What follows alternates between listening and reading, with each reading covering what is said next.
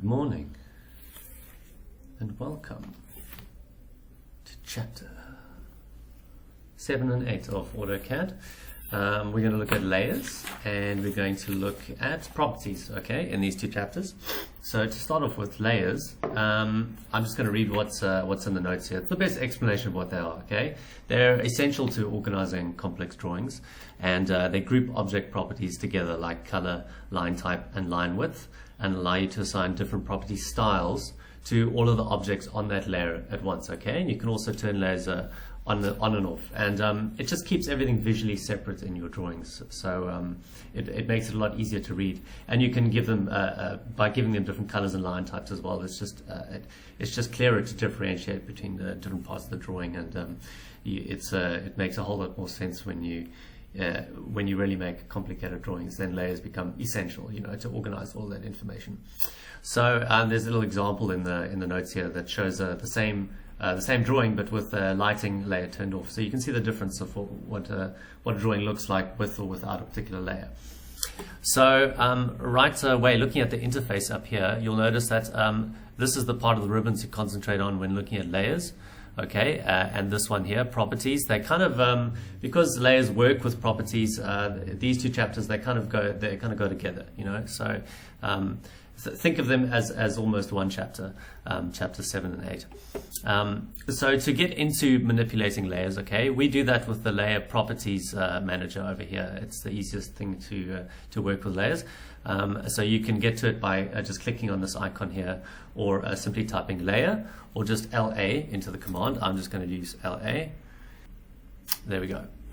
Okay, so it's going to open this window, and you'll see right now that there's just one layer in here. Okay, if I want to create a new layer, for example, I can click this little button over here. Okay, new layer up here, and it's going to create one there for me. Layer 1 lets me choose the name for it, so I'm going to call this I don't know, walls layer, or just walls. And I can change the color, I can change the line type here, and I can change the line weight here. Okay, for these are the three most common attributes that you will use when dealing with layers.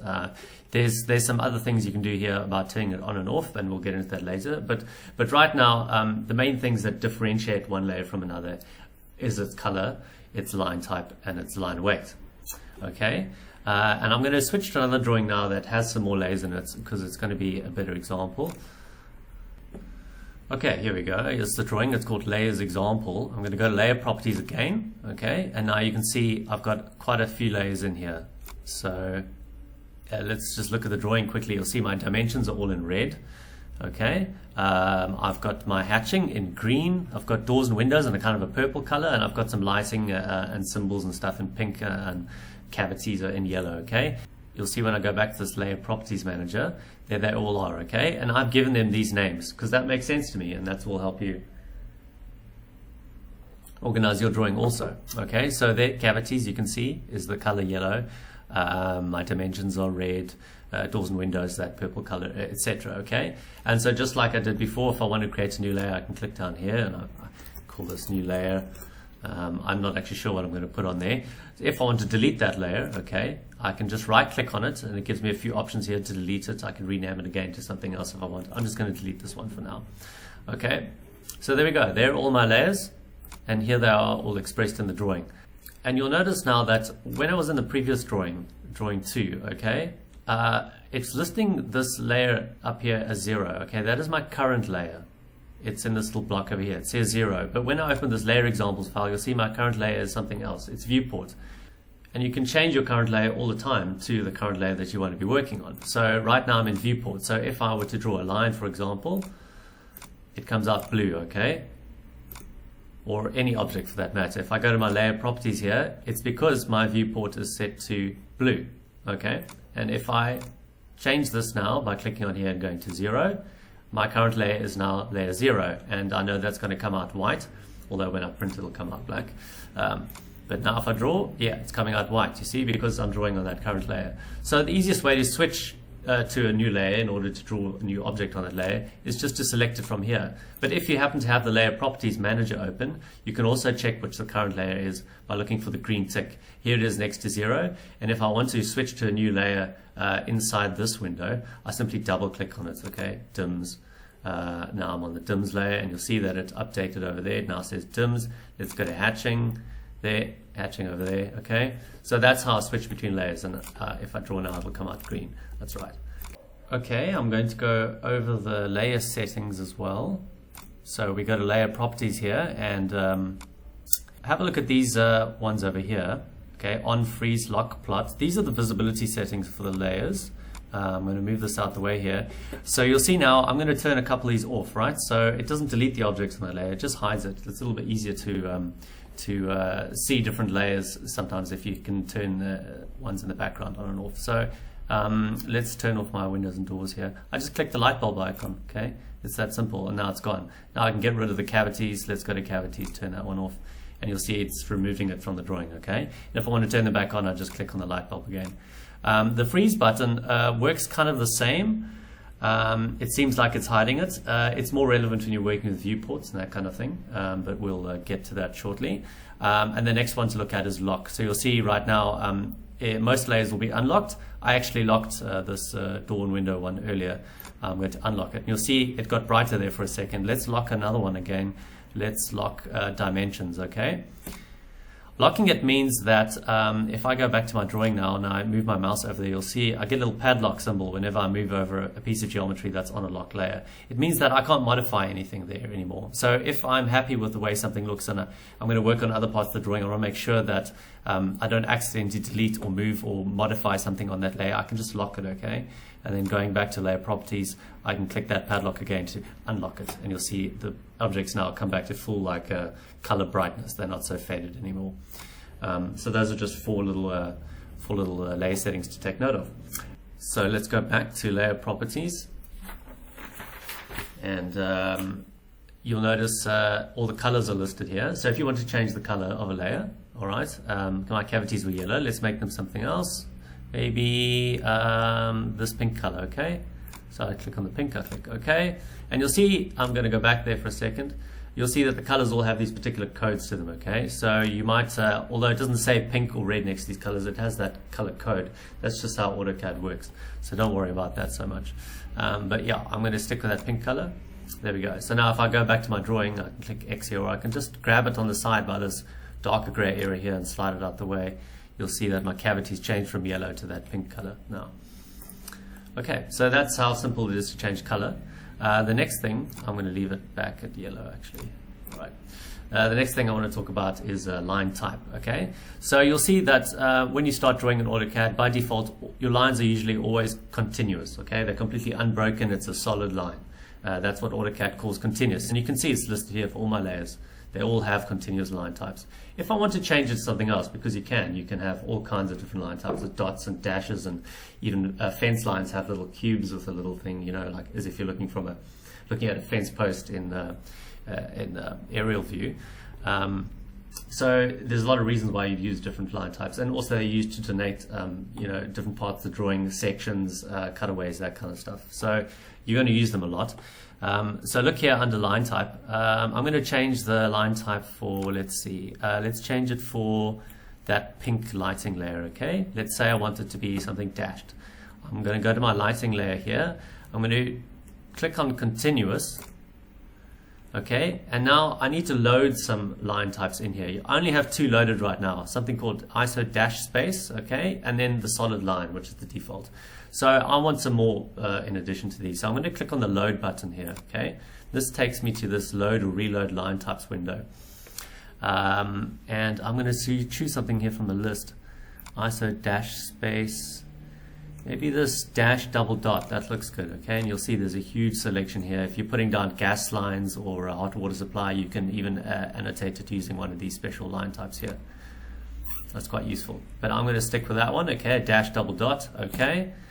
And I can load more than one in here as well. Let's just do a dash, and let's do Batting, interesting. Okay, let's do that one. So you'll see I've loaded a bunch in here, okay? And now when I go back to this window later, they'll be there waiting for me. But I'm going to select the one I actually want for the lighting layer, which will be this dash double dot. I'm going to say okay. I'm going to close this now. So I've set the line type for this, but it looks almost solid from this view, okay? If I zoom in, I can see that it's there, but it's too small. The scale of it is wrong, okay? And this happens quite a lot in AutoCAD. I just need to set the scale for that properly. So to do this, okay, you need to open the line type manager. And you can do that from up here, okay? Where it says match properties, just look sideways, this third drop down list. Click on there, and then go to other at the bottom of that. This will take you to the line type manager. Then from here, you can click show details, okay? Mine was already showed from previously, but you click show details and then it'll give you this global scale factor here, okay? Ignore the current object scale at the bottom. We want to change this top value, global scale factor. So I'm going to change that from 1 to, let's make it 12, okay? So 12 times its original size. And now, without zooming in, I can see that my my line type is a lot bigger now. Okay, I've changed the scale of that line type. So just be aware of that. You need to access it from the line type manager here, which is other.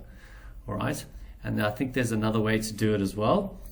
If you type line type into the command line, okay, it's going to open the line type manager, and then you can get to the details and change your scale factor there. So let's look at the third property of layers, okay, which is line weights. So I'm going to just delete some of the stuff. I used the undo button there, very useful. Okay, so line weights you'll see are accessible from this panel up here, the properties panel, and we'll get into that in the next chapter. But we can go back to the layer properties window for now, okay, because we're familiar with that. And remember we chose line type from this column here and the color from that column. Well, line weight's exactly the same. It has its own column for it. And you'll see that default layers have default line weights, okay? I think it's 0.9 millimeters or something. That means that when it prints on a paper, you could get to a very small ruler up, you know, like a Lilliputian ruler. And you could actually measure that line on the final print, and it would be 0.9 millimeters, okay? So it's very specific, and so all the thicknesses you see here are real world sizes. That's what it's going to be on the page. Something to take note of. So I'm going to change the line weight for layer 0, okay? It's all of my white lines basically. And right now it's on default. I'm going to go to, let's make it really thick, 0.6. That's almost just over 0.5 millimeter thick. All right, and you'll notice that when I go back to my window, nothing seems to have appeared, okay? It seems, if I zoom in, it seems exactly the same as it was before. So you need to turn on line weight preview first, okay? And you do that by going up here to the line weight. There's the little symbol, there's the color symbol, line weight. You can see different thicknesses, okay? Click on this guy down here and go to line weight settings at the bottom. And then it says display line weight. I'm going to turn this on. Click OK, there you go. Now my line is thicker, okay? So now it's showing me, that's the weird thing about the drawing spaces, it seems like quite thick now, and when you zoom out, it seems like it's getting thicker, okay? It's not really, it's the same number of pixels displaying on your screen, it just seems thicker because the rest of zooming is scaling. And you'll see it makes my other lines look a little bit funky. So it's a good way to preview just before you plot to make sure which lines are thick and which are thin. But don't use this as the final guide of line weight, okay? And that's why that property is usually turned off. It's better rather to just plot to PDF in the end, and this will make sense later, and then check your line weights that way. But it's worth knowing, okay? At least you know how to turn them on, and it's a good kind of double check measure. I'm going to go back to my layer properties. I'm going to go back to line weight over here. And I'm going to select some back to default, let's say. Okay, there we go. It's back to normal now. But you'll still see that these dimensions look a little bit thicker because if I go to layer properties, yep, they are. They're 0.3, okay? So I don't actually want to see that. So I'm just going to go down to my line weight settings here. And I'm going to take that off. Click OK, there we go, back to normal. Okay, so that's how you select a different line weight for a layer. And when we go into the next chapter, it'll make more sense as well. Okay, so there's a little subsection here in Chapter 7 called Practical Recommendations, okay? And there's a couple of things just to notice about AutoCAD's layer behavior. And the first thing is that when you open a new drawing, there's always a layer 0 in there, okay? It's like you have to have one layer, because if you had none, you'd have no drawing objects, okay? So there's always going to be one called layer 0. And if you have anything that's an annotation object, in other words, a text or a multi-leader or a dimension, and you'll understand what those are later on, it also creates another layer called def points, okay, like default points. I think that's what it stands for. Don't worry about these, but sometimes if you're a neat freak and you want to delete unused layers from your drawing, it won't let you delete those 2 layers. Just ignore it, okay? It's just the way AutoCAD works. It's a good way to as I said, separate all the information on your drawing. And usually when you start drawing plans and things like that, you will have a minimum of some layers. Okay, you'll probably have walls and stuff on one layer. You will have dimensions on another layer, because they're typically a different line weight. You make them a little bit thinner than the actual construction lines of the drawing. You'll probably have one layer for viewports, something for hatches and fills. Okay. So you'll have a minimum of these layers, and probably more if you add lighting and other information like that. It's very common to have AutoCAD with many layers. Okay, so don't be afraid of layers. Use them. They're your friend. And then let's have a look at properties. Okay, Chapter 8. So just like layers, we were dealing with this particular panel up here on the ribbon. Okay, for layers. And layers and properties, they kind of work hand in hand.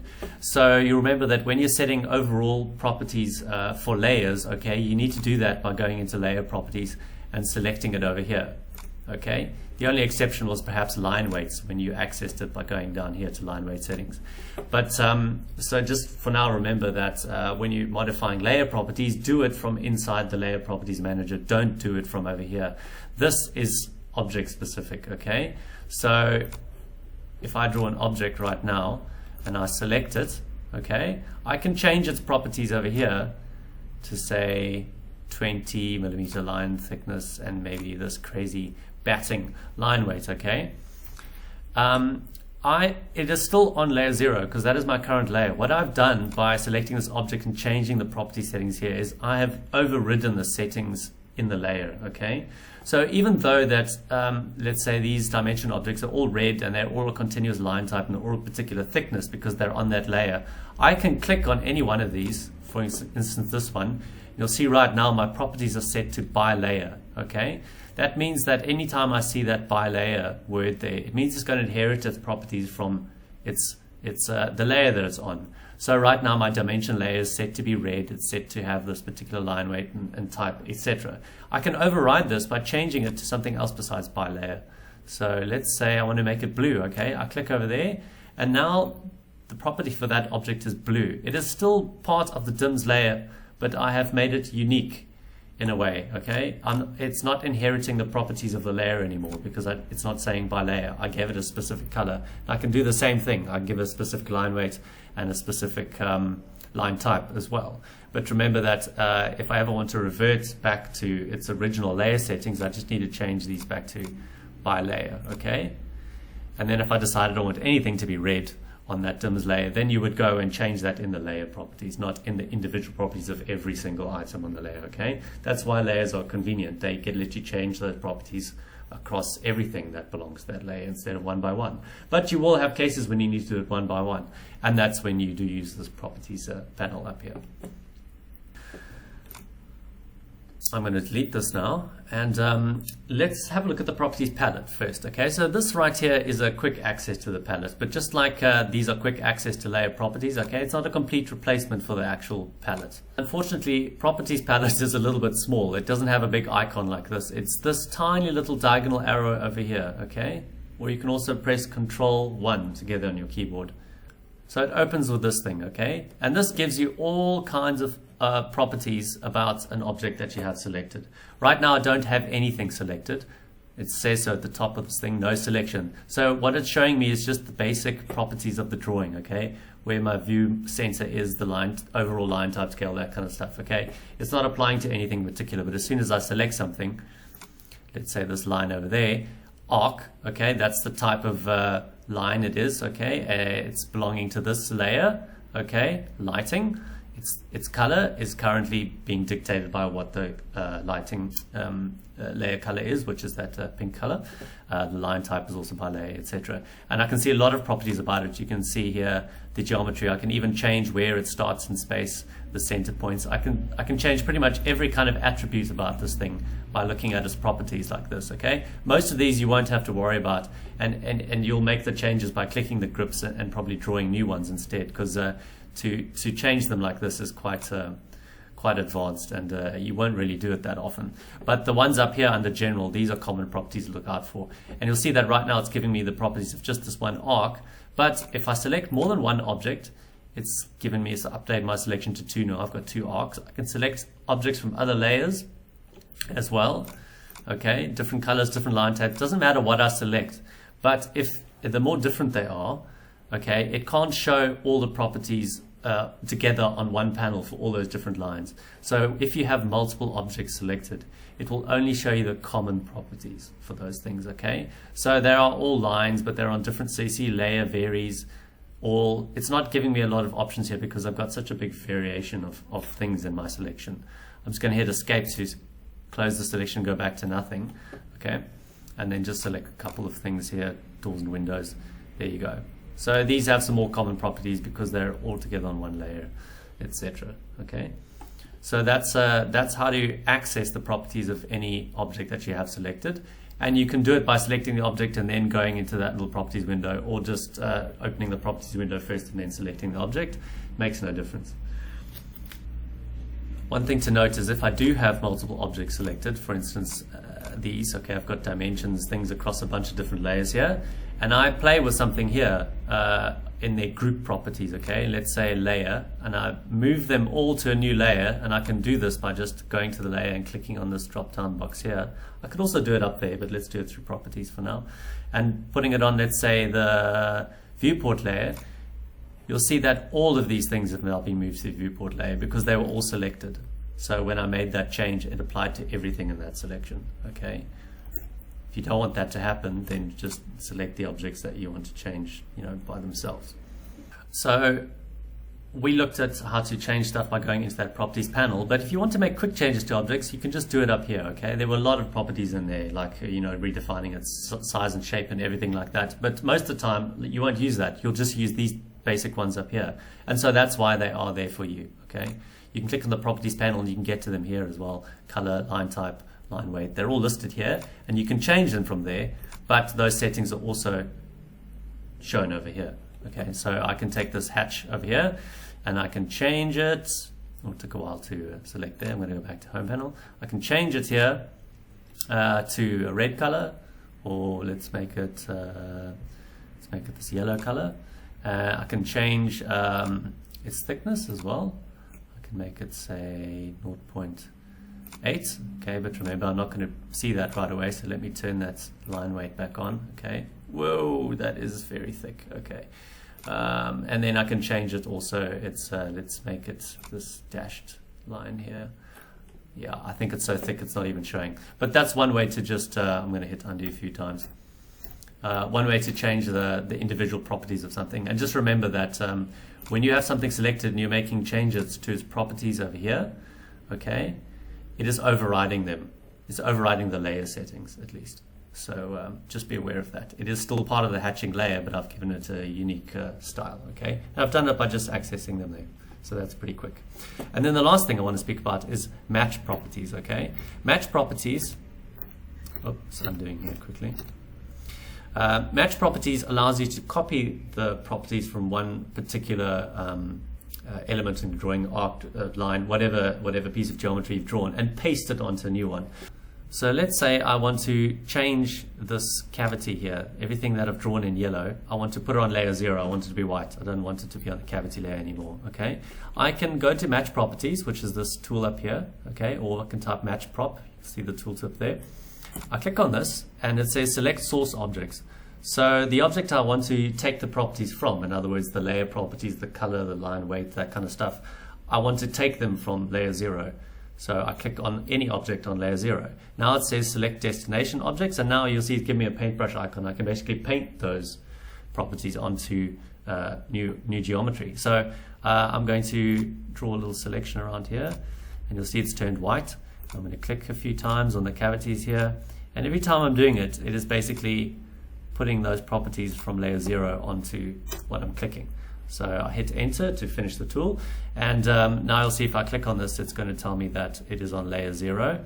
Let's just check that. If I click on that, it tells me it's on DIMS. If I click on this, it tells me it's on layer 0. Okay, and that's because I pasted the properties from 0 onto that layer, so I made it match. And you can use it, you know, between layers any way you wish, willy-nilly. Okay, and that's the last little bit for chapter 8. So I hope you are up to speed this far, and if you're not, watch a couple of videos and make sure that you are. And then the next one to look at is exercises 1 to 4, okay, which will help reinforce everything that you've learned up to date. It's going to go through all the tools and everything we've learned, and hopefully, you know, sink it deep into your grey matter. Good luck.